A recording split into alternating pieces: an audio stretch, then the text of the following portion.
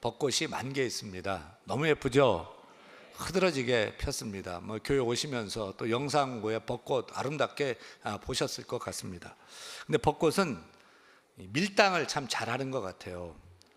잠깐 보여주고 활짝 피고 와 좋다 했는데 바람 한번 불고 비 한번 내리면 그냥 나 갈게요 하고 가버립니다. 얼마나 아쉬운지 모르겠습니다. 그런데 여러분, 오늘 벚꽃보다 더 반가운 소식이 있습니다. 벚꽃은 지면 끝이지만 우리 예수님은 죽음을 끝내고 다시 살아나셨습니다. 살아나셔서 영원히 사시는 줄로 믿습니다.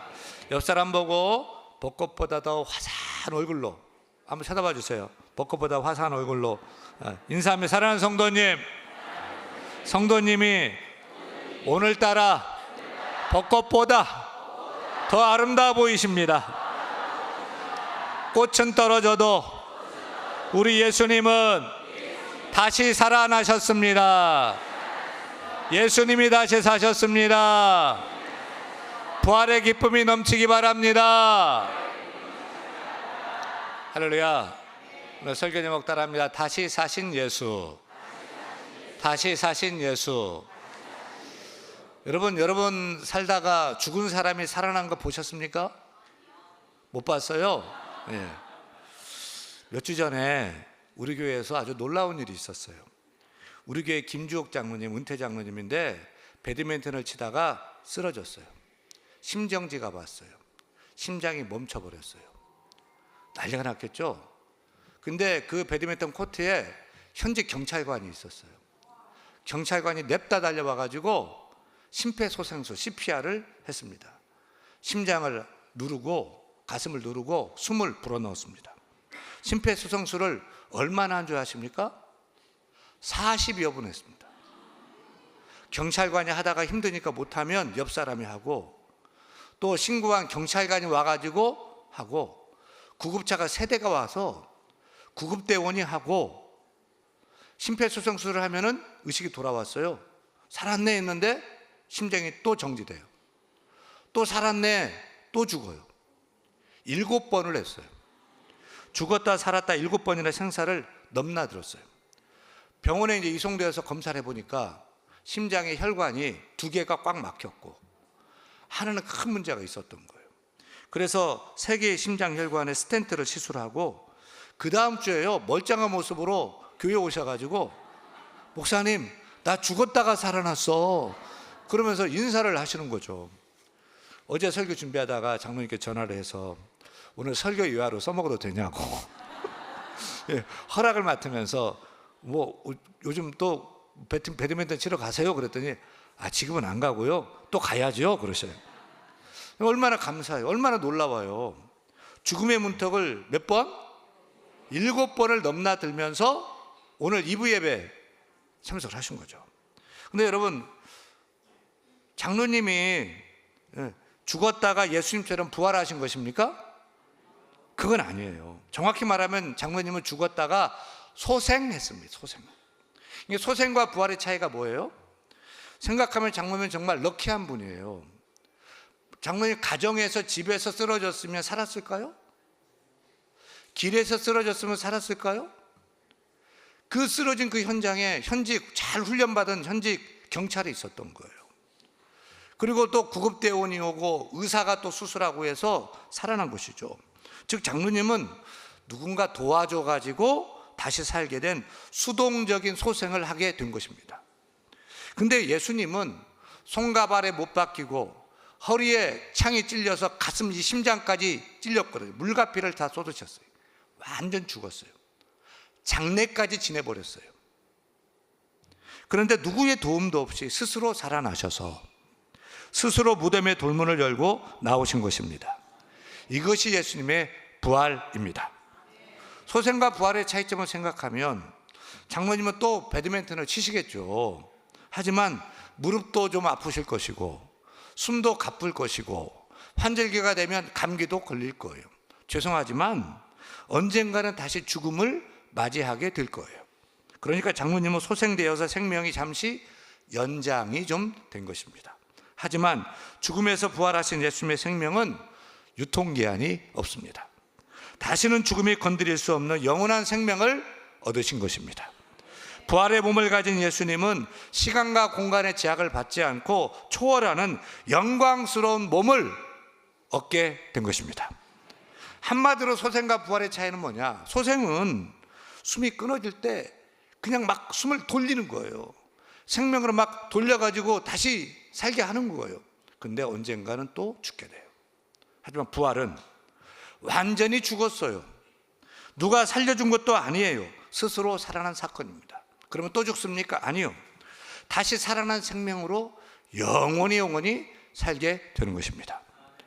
김주옥 장로님의 사건이 우리에게 주는 감동은 와, 운이 엄청 좋으시다 이게 아닙니다.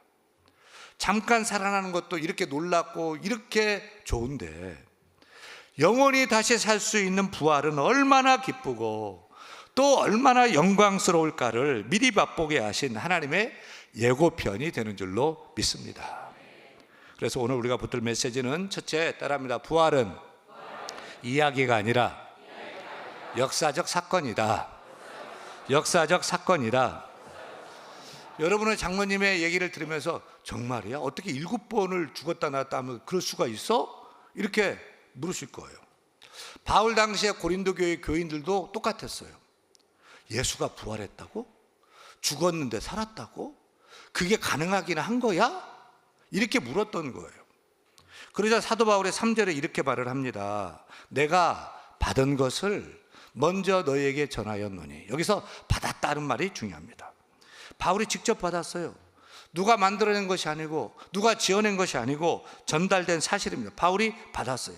그러면서 전하는데 의심하고 묻는 고린도 교인들에게 목격자 명단을 제시합니다.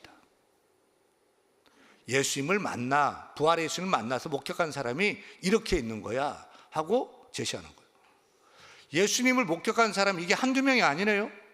5절 보니까 먼저 게바의 게바. 게바가 누구예요? 베드로예요. 그 후에 12 제자들에게와 그 후에 500의 형제에게 일시에 보이셨나니 그 후에는 야고보에게 그 후에는 맨 나중에 만삭되지 못하여 태어난 자 같은 누구? 바울 자신. 사도 바울도 자신도 부활의 예수님 직접 만났다, 목격자라고 얘기를 합니다. 한 사람이 봤다 하면 착각했다 할 수 있어요. 두 사람이 봤다고 하면 서로 짜고 거짓말 한다고 할 수도 있어요. 근데 500의 형제가 일시에 봤다. 500의 형제면 500명의 남자인데 거기 여자가 있었을까요? 없었을까요? 여자는 더 많았을 것 같아요. 보세요, 여자가 더 많잖아요. 여자는 증인으로 채택이 안 돼요. 그래서 여자 얘기를 안 하는 거예요. 막달라 마리아도 제일 먼저 만났어요. 근데 막달라 마리아 얘기 안 하는 거예요. 증인 채택이 안 되는 거예요, 당시에는. 500의 형제가 일시에 봤다. 이게 꾸며낸 얘기입니까? 이건 사건인 거죠. 바울이 고린도전 15장에서 기록한 목격자 명단은 인류 역사상 가장 확실하게 확보된 부활의 CCTV와 같습니다. 바울은 그 결정적인 증거를 우리 손에 지금 쥐어주고 있는 것입니다. 만약 이게 거짓말이라면, 거짓 목격자라면 당시 교회를 핍박하려고 하는 권세 잡은 종교 지도자들이 교회를 그만뒀겠어요?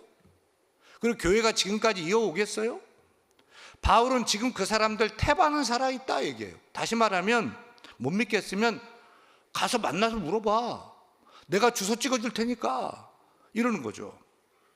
부활이 거짓 얘기가 아니라 결정적인 증거는 사도 바울 자신이에요. 사도 바울이 누구예요? 사도 바울은 원래 교회를 핍박하던 사람이에요. 예수님 부활했다, 뭔 거짓말을 하는 거야, 너희들은 이단이야 라고 하면서 그 사람들을 잡아 죽일 공문서를 가지고 날뛰던 종교 경찰이었어요. 근데 그 사도 바울이 어느 날 뒤바뀌어 버려요. 그리고 이렇게 얘기하는 거예요. 여러분, 정말로 예수님이 부활하셨습니다. 나는 거짓말인 줄 알았는데 그분은 정말로 예수 믿는 사람들이 얘기하듯이 정말로 살아나셨습니다. 내가 만났다니까요. 내가 봤다니까요. 여러분도 믿어야 돼요 라고 하는 복음의 부활의 전도사가 되고 부활의 증인이 된 것입니다. 생각해 보세요. 여러분은 거짓말 하나 때문에 인생을 거시겠습니까? 거짓말을 붙잡고 목숨도 거시겠습니까? 사도 바울은 어떻게 했죠? 예수 부활 전하다가 목이 끊어져 죽었습니다.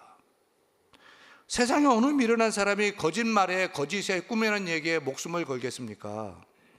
그가 목숨을 걸을 수 있었던 유일한 이유는 분명한 것입니다. 이건 지어낸 얘기가 아니라 실제 일어난 역사적 사건인데 본인이 직접 그 부활의 예수님을 만났던 것입니다. 여러분, 부활은 믿으라고 지어낸 그런 얘기가 아니라 실제로 일어난 역사적인 사건임을 깨닫기를 바랍니다. 그러면 질문이 남죠. 정말 실제 일어났다면 그러면 나는 어떻게 해야 되냐? 정말 사실이라면 우리는 어떻게 해야 될까요? 둘째, 따라합니다. 부활은 과거의 사건이 아니라 현재의 능력이다. 많은 사람들은 부활은 2000년 전 있었던 일이잖아요 라고 얘기합니다. 아닙니다. 결코 그렇지 않습니다. 바울이 고린도전서 15장에서 고백한 그 부활은 단지 예수님 옛날에 살아나셨다는 과거 사건의 보고서가 아닙니다. 부활은 오늘도 사람을 살리고, 부활은 오늘도 인생을 일으키고, 오늘도 헛되이 살게 하지 않게 하는 그 능력이 부활의 능력이라고 말합니다. 많은 사람이 부활절이 지나면 부활을 잊어버리거든요. 고난주가 되면 십자가를 붙들고 부활 축하하다가 그냥 삶의 변화가 없어요. 여전히 낙담하고, 여전히 무기력하고, 여전히 죄에 끌려다니고, 여전히 어쩔 수 없다는 체념 속에 산단 말입니다. 그러나 바울은 그렇게 말하지 않습니다. 바울에게 부활은 박물관에 보관된 박제된 교리가 아니었습니다. 예수님의 부활은 그의 인생을 바꿨고 바울의 정체성을 새롭게 한 것입니다. 바울의 삶의 전부가 된 것입니다. 예수님의 부활은 바울에게 어떤 지식이 아니었고 삶의 원동력이 되었습니다. 그래서 10절에서 이렇게 얘기하죠. 10절, 내게 주신, 시작, 내게 주신 그의 은혜가 헛되지 아니하여 내가 모든 사도보다 더 많이 수고하였으나 내가 한 것이 아니요 오직 나와 함께 하신 하나님의 은혜다. 이게 뭔 말이에요? 사도 바울이 예수님 만나고 부활의 주 만나고 180도로 바뀌었잖아요. 그리고 막 베드로보다 요한보다도 더 열심히 예수 부활을 증거하고 믿는 사람을 도하게 하고 교회를 세우고 아시아로 유럽으로 다니면서 복음을 전파하고 사람이 할 수 없는 놀라운 역사를 이뤘어요. 또 성경도 엄청 썼어요. 막 바울 서신을. 근데 그렇게 일할 수 있었던 그 원동력이 어디서 왔다고 얘기합니까? 그것은 내가 한 것이 아니요 오직 나와 함께 하신 하나님의 은혜로다. 이게 부활신앙이에요. 부활신앙은 내가 내 힘으로 열심히 하는 게 아니에요. 부활신앙은 죽었던 나를 다시 살리신 그 주님이 오늘도 살아서 나를 붙들어 주시고 나에게 힘도 주시고 능력도 주시고 지혜도 주셔서 내가 일한다는 생활 믿음인 것입니다. 예수님의 부활은 2000년 전 일어난 과거 사건이 결코 아닙니다. 부활하신 주님은 지금도 살아계십니다. 지금도 우리와 함께 하십니다. 우리 예배를 받아주십니다. 그 부활을 우리에게 힘을 주십니다. 능력도 주십니다. 지혜도 주십니다. 오늘도 나를 하여금 죄를 이기게 하여 주시고 오늘도 나를 다시 살아나게 하시는 줄로 믿습니다. 사랑하는 여러분, 넘어졌습니까? 부활의 주께서 일으켜 주실 것입니다. 지쳤습니까? 부활의 주께서 새 힘을 부어 주실 것입니다. 포기하고 싶습니까? 부활의 주님이 다시 붙들어 일으켜 다시 시작하게 하실 줄로 믿습니다. 그래서 부활의 예수를 믿는 성도의 신앙은 절망이 없는 줄 믿습니다. 포기도 없는 줄 믿습니다. 왜요? 부활의 주께서 살아계시고 나와 함께 하시기 때문입니다. 그래서 부활을 믿는 자라면 나는 원래 그런 사람이야, 나는 안 돼, 나는 할 수 없어, 못해, 이런 소리를 입에 담아서는 결코 안 되는 것입니다. 왜냐하면 부활은 죽은 것을 살리는 능력이기 때문입니다. 왜냐하면 부활은 끝난 것을 다시 시작하게 하는 능력이 되기 때문입니다. 왜냐하면 부활은 무너진 인생을 다시 세우는 하나님의 능력이 되기 때문입니다. 오늘 우리가 붙들어야 할 고백, 우리가 붙들어야 할 기도 제목이 무엇입니까? 따라합니다. 주님, 2000년 전 부활이 아니라 오늘 내 삶 가운데 역사하는 부활이 되게 하옵소서. 내 힘이 아니라 나와 함께 하시는 부활의 주님이 주시는 그 힘과 그 능력으로 살게 하소서. 할렐루야. 부활은 기념하는 것이 아닙니다. 살아내는 것입니다. 오늘도 부활의 주님께서 우리와 함께 하신 줄 믿습니다. 부활의 주께서 힘을 주시고 능력 주시는데 난 못해 난 할 수 없어가 아니라 부활의 주와 함께 승리하는 대한의 모든 성도가 다 되기를 축원합니다. 축원합니다.